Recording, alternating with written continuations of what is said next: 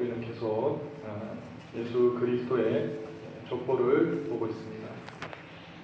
아직도 족보냐 이렇게 말씀하시는 분이 있을지 모르겠지만 이 말씀 예수 그리스도의 그 계보 가운데서 아직 우리가 발견해야 될 하나님의 진리의 말씀은 더 있는 것 같습니다.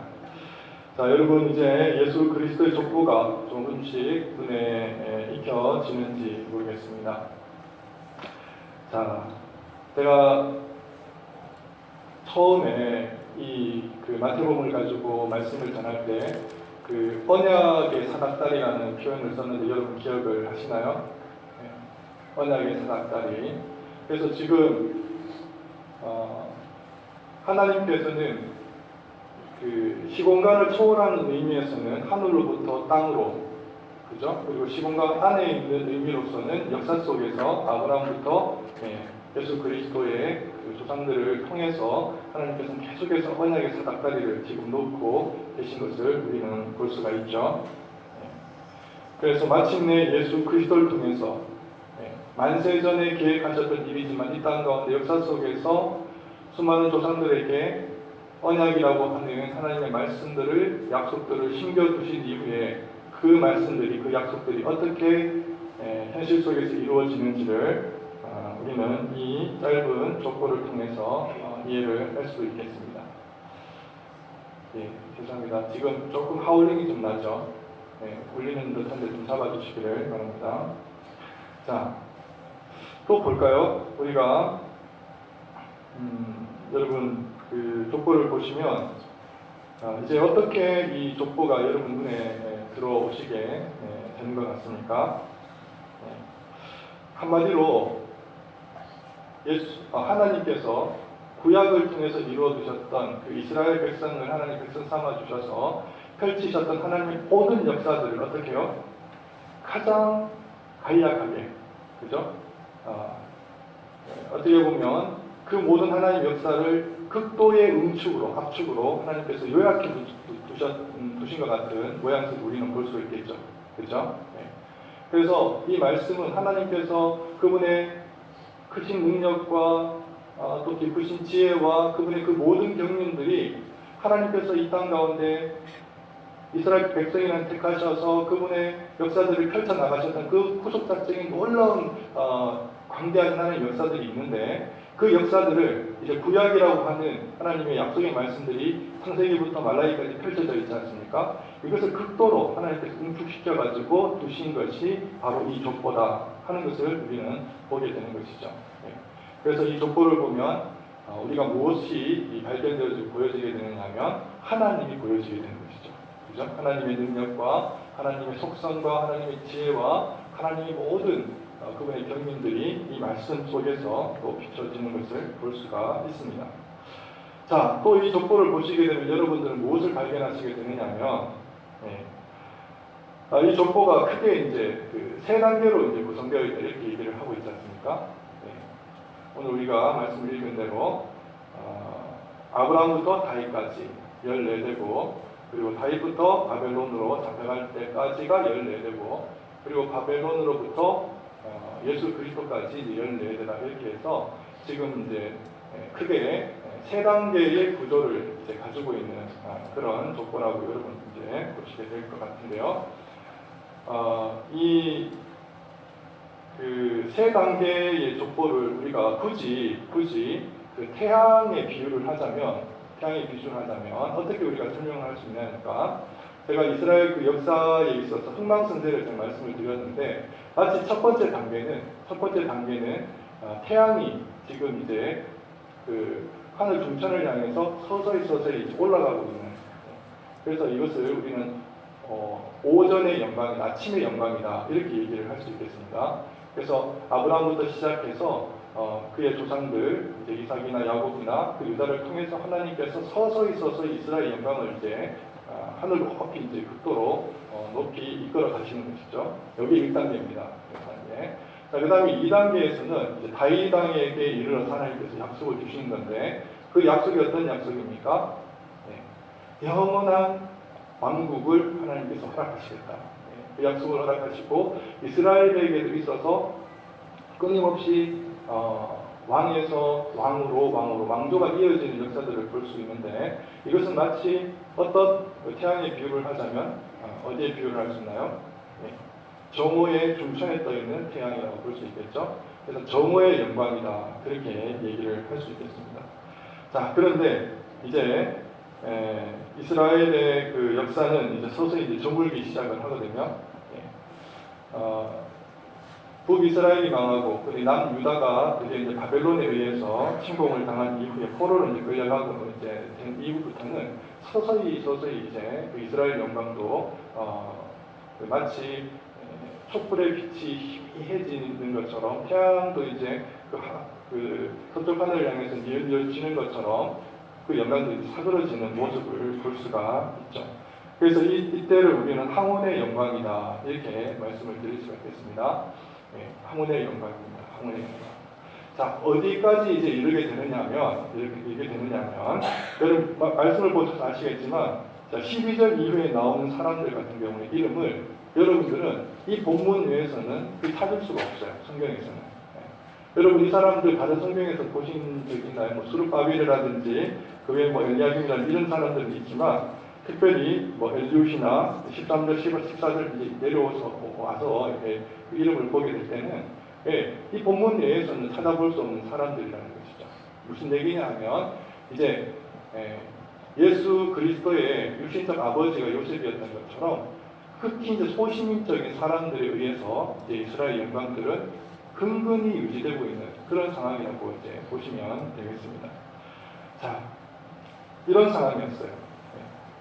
그래서 이제는 그 영적으로 이스라엘 영광이라고 하는 것은 거의 찾아볼 수 없는 극도의 암울하고 어두웠던 그런 시기를 지금 이제 맞이하고 있는 것입니다. 자, 그런데 예수님께서 이 땅에 오셨는데요. 언제 오셨다고요? 이 암흑의 시대에 예수님께서는 찾아오시는 것이죠. 인간들은 이미 예수님께서 이 땅에 메시아로 만왕의 왕으로 오시리라고 하셨던 하나님의 그 약속은 이미 잊혀진 지가 오래입니다. 극소수의 사람만 그 약속을 붙들고 있었지, 모든 사람들은 그것은 마치 전설 속에나 있는 이야기인 것처럼 잊혀버리고 있었던 때였죠. 모든 사람들은 그 약속들을 반영하고 포기했을지라도 하나님께서는 마침내 이 땅 가운데 그 약속을 이루시는데, 신실하게 이루시는데, 아브라함으로부터 약속하신 지 불과 몇 년? 하나님의 입장에서는 불과 몇 년이고요. 우리 인간의 입장에서는 몇 년입니다. 근데 하나님의 입장에서는 불과 몇 년 만에 그 약속을 이루셨습니까? 2000년 만에 이루셨죠. 다윗과 약속하신 이후에는 불과 몇 년 만에 그 약속을 이루셨죠. 1000년 만에 그 약속을 이루시는 것을 볼 수가 있습니다. 하나님께서는 그렇게 신실하게 약속을 이루어 내셨습니다. 자, 오늘 우리가 이제 이 본문 말씀을 통해서 주목해서 볼 단어, 구절은 무엇이 되겠느냐 하니까 나코라는 단어가 되겠습니다. 여러분 한번 보시겠습니다. 여러분 본문 말씀을 보세요. 제일 많이 나오는 단어가 무언가요? 족보에서 제일 많이 나오는 단어. 당연히 낳고죠, 낳고. 족보에서 계속해서 누구는 누구를 낳고, 누구는 누구를 낳고, 그렇게 말씀하고 있죠. 우리는 그래서 오늘 말씀에 있어서 이 낳고라는 그 단어에 한번 우리는 주목해 보기를 원합니다. 여러분께서 이 땅에 태어나실 때, 이 땅에 태어나고 싶으셔서 태어나신 분이 있으십니까? 자기는 원해서 이 땅에 태어났다. 아무도 없으시죠? 아무도 없으실 줄 알고 제가 담대하게 질문을 드렸던 것이고. 자, 여러분들, 그리고 여러분들 자녀들 두셨는데요. 여러분 자녀 두실 때 여러분 의도대로, 여러분 계획대로, 여러분 생각대로 자녀들 태어나던가요? 그렇지 않죠.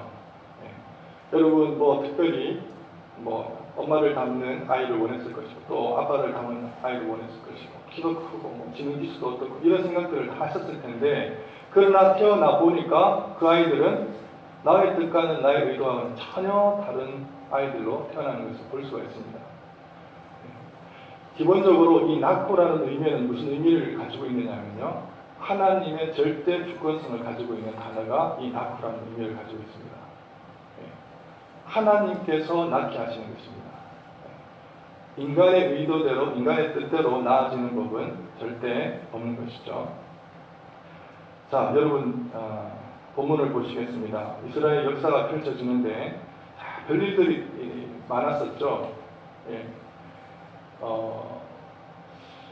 한때는 이스라엘 백성들이 이제 조공을 받던 때도 있었고, 또 한때는 이제 조공을 드리던 그런 때도 있었고, 한참 영광을 누리던 때도 있었고, 한때는 어떻게요? 노예로 팔려가는, 종로를 타는 그런 시절도 있었고요. 이 구약의 성경을 보면 이스라엘 백성들이 어떻게 살았는지를 또 소상하게 상세하게 우리에게 소개하는 반면에 또 한 기인에게 주목하는 경우도 있어요. 심지어는 그들의 심리적 상태까지 다 읽어내면서 그들이 어떻게 심령의 변화가 있었는지까지도 우리에게 소개를 해주고 있는 그런 말씀들도 있습니다. 또 어떤 말씀들이 있습니까? 반면에 하나님께서 전 세계를 하나님께서 다스리고 계심을 보여주시면서 대제국이 흥하기도 하고 패하기도 하는 그런 말씀들이 또 구약에 기록되어 있죠. 그래서 사람들이 정말 어떻게 보면 난리도 아니에요. 그러니까 서로 막 아웅다웅 치고 뽑고 자기가 잘났네 누가 잘났네 이렇게 살아가는 모습으로 보여지는 것처럼 보이지만 결과적으로는 이 모든 역사에서도 주도권을 누가 잡고 계셨던 것이죠? 하나님께서 잡고 계셨던 것입니다. 하나님께서 낳게 하셨던 것이지 인간이 그 어떤 영향을 미치거나 힘을 발휘해서 역사들이 이끌어진 것은 아니라는 겁니다. 그래서 우리가 이 말씀을 볼 때 이 나코라는 단어를 우리가 묵상을 하게 되면 하나님의 절대 주권이 보여지게 되는 것이죠. 그래서 마침내 오늘 16절을 이뤄서 예수 그리스도를 통해서 하나님께서 만세전에 계획하셨던 그리스도 안에서 하나님께서 구원받고 하나님의 백성 되기로 특정하고 약정하셨던 그 사람들을 이끄시는 데 있어서 정확한 지점에 예수 그리스도를 두시는 역사를 주관하시는 하나님의 모습을 볼 수가 있게 되는 것입니다. 그래서 이 족보는 단순한 어떤 그 이름의 나열이 아니고요.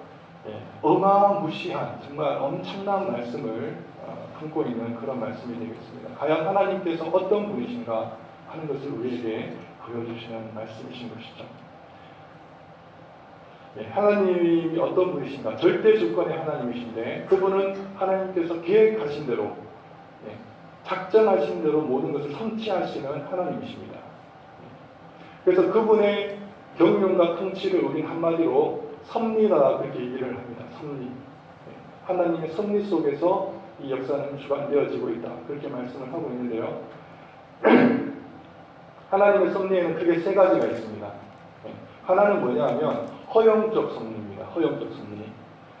다른 말로는 인격적 섭리다. 그렇게 말씀을 하는데요. 하나님께서 역사 속에서 인간을 대하실 때는 얼마나 하나님께서 인격적이신지를 우리에게 보여주고 있습니다. 마치 푸근한 아버지처럼 사랑이 정말 무궁하시고 따뜻한 정말 언제든지 찾아갔을 때 그 가슴의 품을 우리 안아주실 것 같은 아버지의 심정으로 우리를 대하시는 분이 하나님이세요. 그래서 하나님께서는 하나님 역사를 이끌어 가실 때 인간을 대하시는 측면에서는 극히 인격적이신 것을 우리는 알게 되는 것이죠. 대표적인 그 사례가 어디에 기록되어 있습니까? 여러분 창세기 12장을 한번 찾으시겠습니다. 창세기 12장입니다.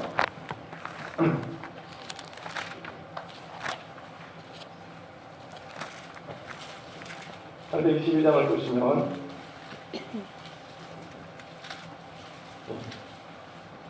하나님께서 아브라함에게 명령을 하십니다.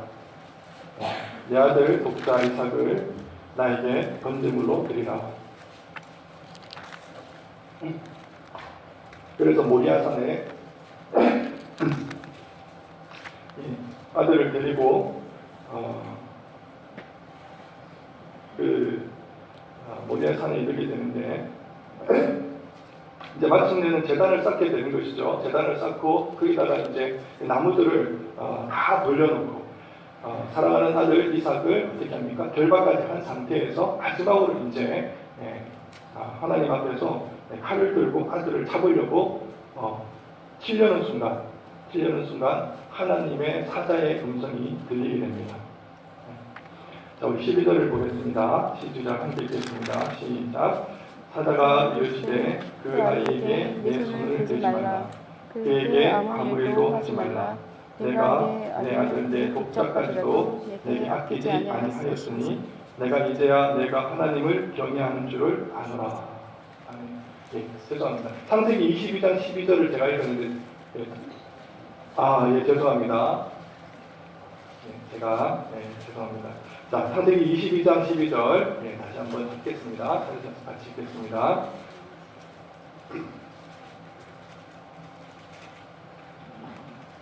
창세기 22장 12절 찾으셨습니다. 같이 읽겠습니다. 사자가 이르시되 그 아이에게 내 손을 대지 말라. 그에게 아무 일도 하지 말라.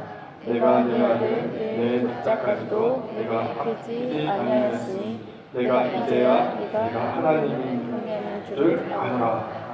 자, 그렇게 말씀하고 있죠. 뭐라고 말씀하십니까? 내가 여호와 경외하는 줄을 아노라 그렇게 말씀하시는데 뭐라고 얘기하시냐면 이제야 아노라 그렇게 얘기하십니다. 이제야 아신다고 말씀하십니다. 전능하신 하나님, 전지하신 하나님께서 아브라함이 독자 이삭이라 할지라도 모리아에서 제단으로 바칠 것을 아셨을까요? 모르셨을까요? 전지하신 하나님께서 모르셨겠습니까? 아시고 계시죠? 그러나 역사 속에서 하나님은 전능하시고 전지하신 절대자의 하나님이심에도 불구하고 역사 속에서 우리를 만나실 때는 어떻게 만나신가? 이제야 아노라 하는 만남으로 만나시는 것입니다. 그런데 이 만남은 그리고 우리를 대하시는 그 방식은 인격적이신데 절대 이것이 가식이 아니에요. 거짓됨이 아니라는 것입니다. 진실되게 만나시는 겁니다. 이걸 믿으셔야 됩니다. 하나님의 절대 주권 속에 있다 치더라도 우리는 하나님께서 이렇게 만나시는 방식을 우리에게 가르쳐 주셨기 때문에 우리 또한 하나님께 그 방식으로 나가는 절대 잘못된 것이 아니라는 것을 우리가 알게 되는 것이죠. 하나님은 역사 속에서 이제야 만나시는 하나님이시죠. 이것이 하나님께서 우리에게 만나시는 방식입니다. 자, 두 번째 하나님은 그분의 절대 주권을 펼쳐나가시는데 어떻게 펼쳐나가시느냐 하면 주밀적으로 펼쳐나갔습니다. 이것을 주밀적 섭리라고 그렇게 말합니다. 또 다른 말로는 정밀성이다 그렇게 얘기하는데요. 하나님께서는 만세전에 작정하시고 계획하셨던 그 예정하셨던 모든 일들을 정밀하게 이루어 가신다는 겁니다. 정밀하게. 그래서 전 세계가 정말 조밀하고 면밀하게 율기체적으로 움직여 나가는 것을 우리는 바라볼 수가 있게 되는 것이죠.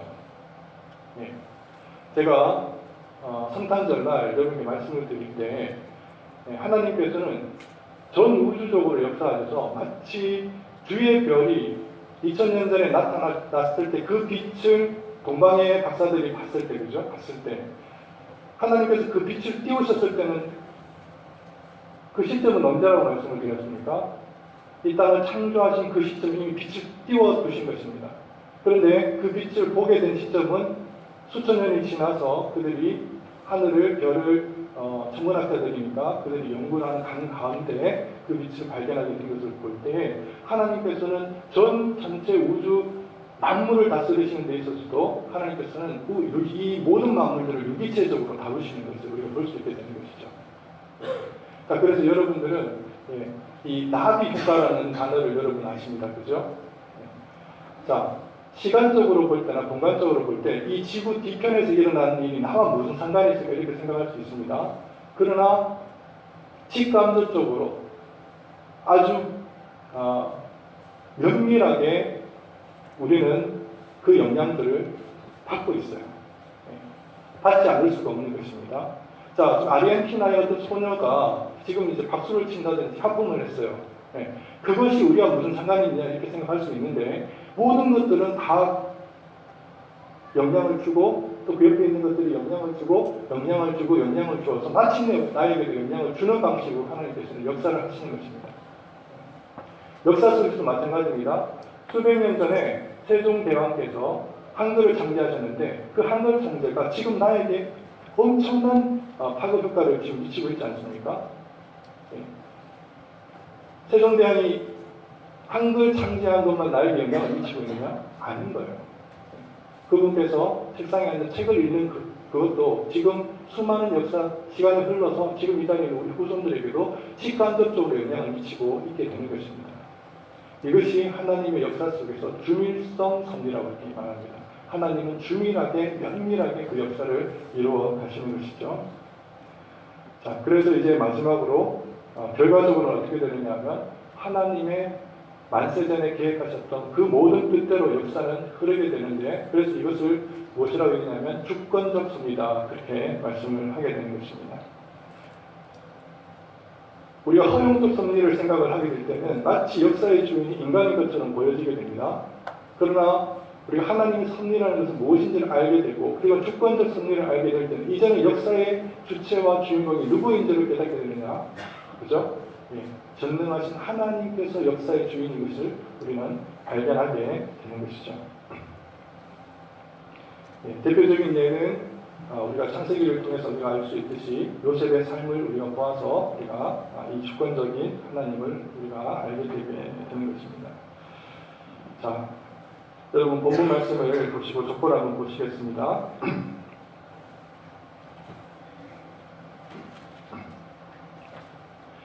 예. 족보를 보시면 하나님께서 그 조상들 가운데 몇몇의 여인들을 선택을 하시거든요. 다말이라는 여인도 있고, 그 다음에 나합이라는 여인도 있고, 또 룻이라는 여인도 있고, 우리아의 아내도 있고, 또 예수님을 낳으신 마리아도 있고요. 자, 그 가운데서는 이방 여인들도 있습니다.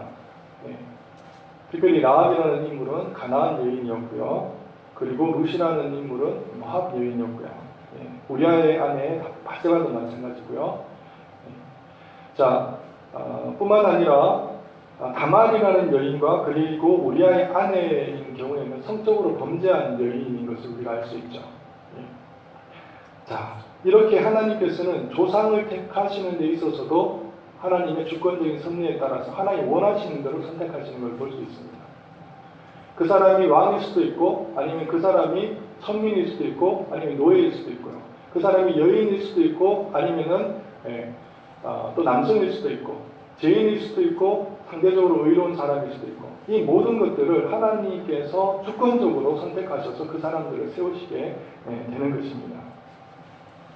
이스라엘 역사를 또 보면 어떻습니까? 하나님께서 이 역사들을 쥐락펴락하시면서 한때는 흥하기도 하시고 한때는 쇠하기도 하셔가지고 이 역사를 전체적으로 하나님께서 하나님 뜻대로 원하시는 대로 이끌어 가시는 것을 볼 수가 있죠. 그래서 마침내 이제 16절에 와서는 저희가 좀 전에도 언급을 해드린 대로 예수 그리스도의 그 지점에 와서는 정확하게 예수 그리스도 이 땅 가운데 태어나게 하시는 놀라운 역사들을 우리가 보게 되는 것입니다.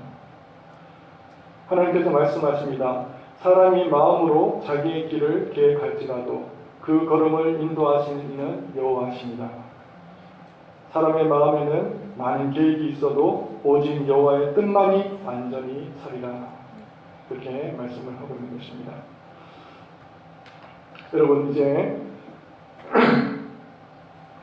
그 16절에 이르러서 이제 말씀을 보시게 되면요. 자, 이제 낳고. 그래서 15절까지 이제 나왔습니다. 그래서 요새까지 이르게 됩니다. 그런데 16절에 와서는 어떻게 이제 그 상황이 변화되느냐 하면요.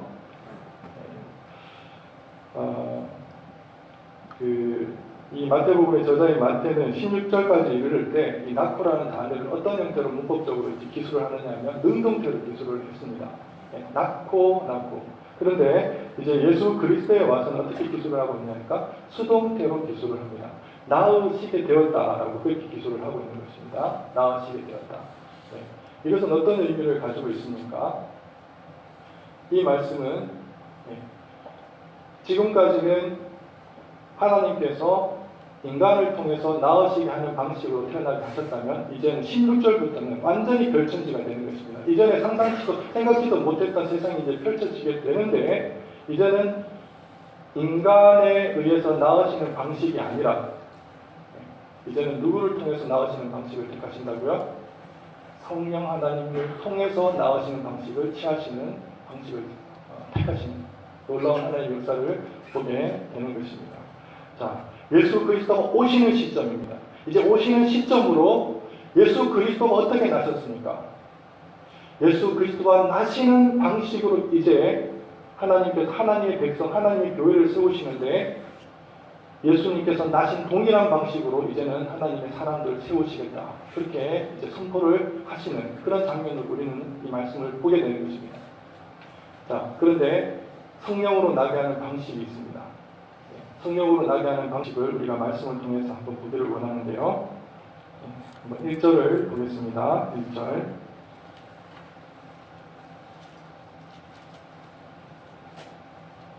자, 1절 아브라함과 다윗의 자손 예수 그리스도의 계보라 말씀하고 있습니다. 특별히 우리에게 눈에 들어오는 그리고 주목해야 될 단어는 그리스도라고 얘기를 할 수 있겠는데요. 그리스도입니다. 그리스도. 16절에도 야곱은 마리아의 남편 요셉을 낳았으니 마리아에게서 그리스도라 칭하는 예수가 나시니라. 그렇게 말씀을 하고 있습니다. 그리스도입니다. 그리스도. 지금 마태의 그 사도는 성경을 지금 기술해 나가면서 그 예수 그리스도에게 해당되는 그 칭호들에 대해서 가능한 대로 좀 상세하게 지금 설명을 좀 해나가고 있는 것을 볼 수가 있는데요. 이를테면 유대인의 왕이다.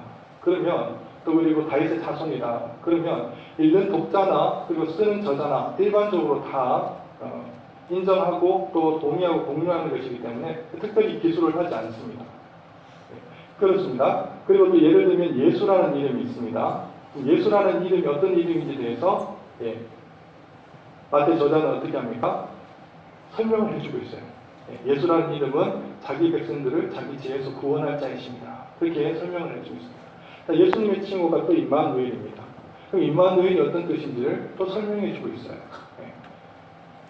자, 그런데 예수 그리스도의 칭호 중에 지금 한 번도 설명해 주지 않는 칭호가 있는데 그 칭호가 유일하게 무엇입니까? 그리스도입니다. 그리스도. 그리스도에 대해서는 한 번도 성경에서는 설명해 주지를 않고 있어요. 그런데 놀라운 사실은 뭐냐면 이 책이 누구에 관한 책이라고요? 아브라함과 다윗과 그 자손 예수 그리스도에 관한 책이라고 설명을 하고 있는데 그리스도에 대해서는 전혀 얘기하고 있지 않다는 사실입니다. 여기에 우리가 주목할 필요가 있습니다. 성령으로 말미암아 예수 그리스도처럼 태어나실 수 있는 유일한 방법이 무엇입니까? 예수 그리스도를 만나는 것입니다. 예수 그리스도를 발견하는 것입니다. 예수 그리스도를 나의 주 나의 하나님으로 믿고 신뢰하고 믿음의 고백을 하는 사람에게는 동일하게 나으시는 역사를 하나님께서 허락하시는데 이제는 예전에 혈통과 육정과 사람의 뜻으로 나는 방식이 아니라 이제는 하나님께서 뜻하시는 방식으로 하나님께서 원하시는 방식으로 성령을 통해 거듭나게 하시는 방식으로 이제 태어나게 하시는 놀라운 역사들을 우리에게 허락하신다는 것입니다. 그리스도가 누구인지를 발견해야 됩니다. 마태복음은 그리스도에 관한 책입니다. 빌라도가 예수 그리스도에게 묻습니다. 내가 그리스도냐? 많은 사람들이 십자가에 예수 그리스도에게 조롱합니다. 저자가 그리스도냐? 네가 나를 누구라 하느냐? 베드로가 대답합니다. 주는 그리스도시여 살아계신 하나님의 아들이니이다. 그때 예수님께서 그에게 그 고백에 하나님께서 축복하시고 기뻐하시는 것을 볼 수가 있습니다. 그리스도를 만나는 것입니다. 그리스도를 만나는 것입니다. 자, 그렇다면 동일한 질문을 우리가 드릴 수 있겠습니다. 구약에 역사하셨던 주권적인 하나님께서는 신약에 이르러서도 주권적으로 역사를 하실까요?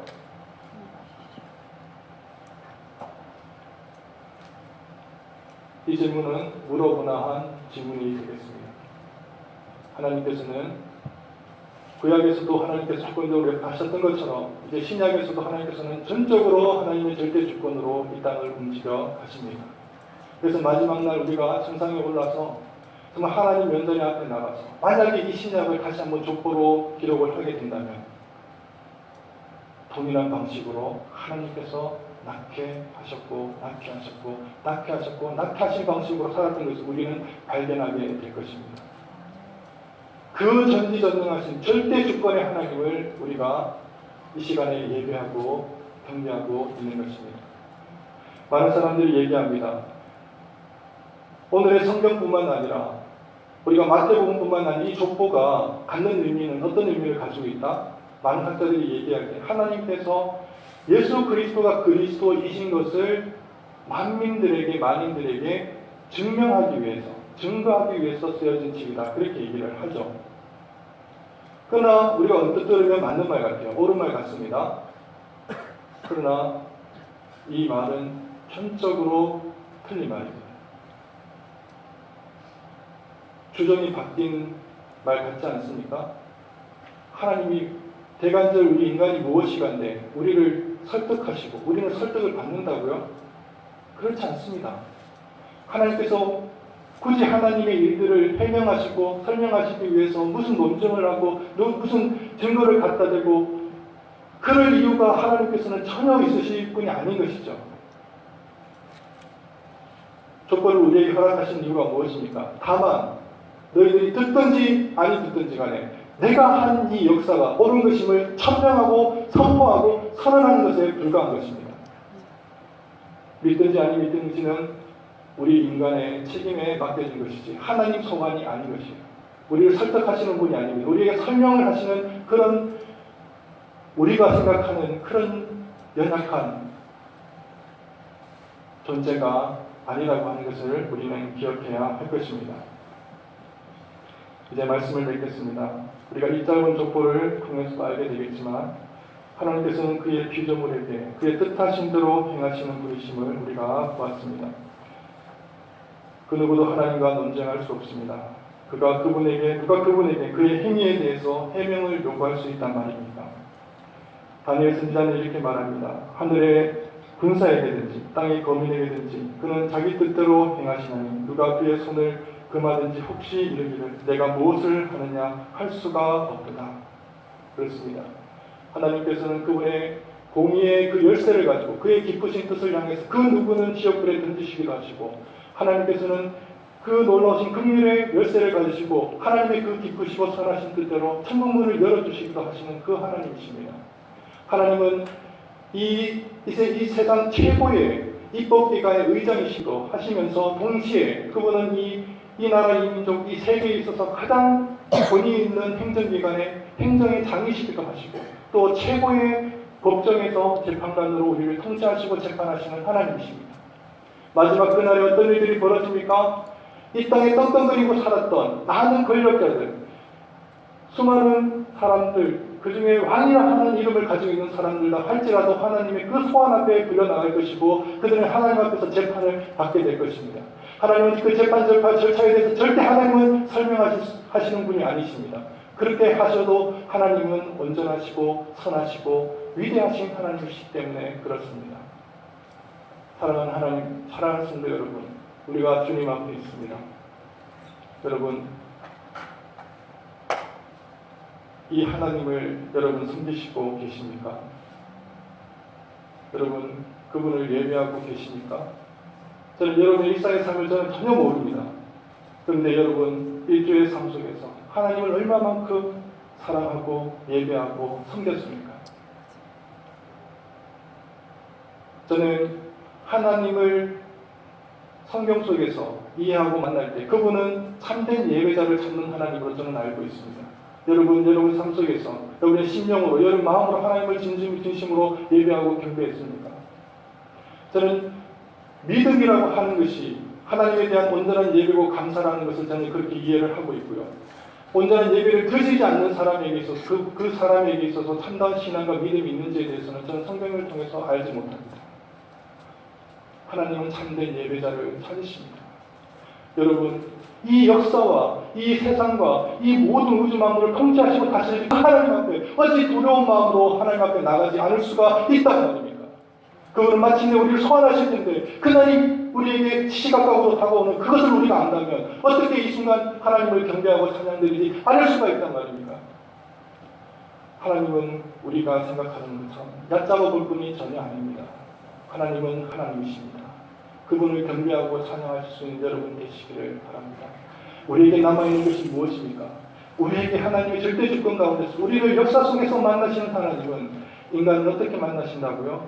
인격적으로 만나신다고 하는 것입니다. 그것이 우리에게 소망인 것입니다. 누가 하나님이 이 사람을 선택하셨고 누가 하나님을 유기하시고 누구를 지옥불에 던지고 누구를 천국에 보내실 우리가 모른다고 하는 그 자체가 은혜라고 하는 것을 기억하시기 바랍니다.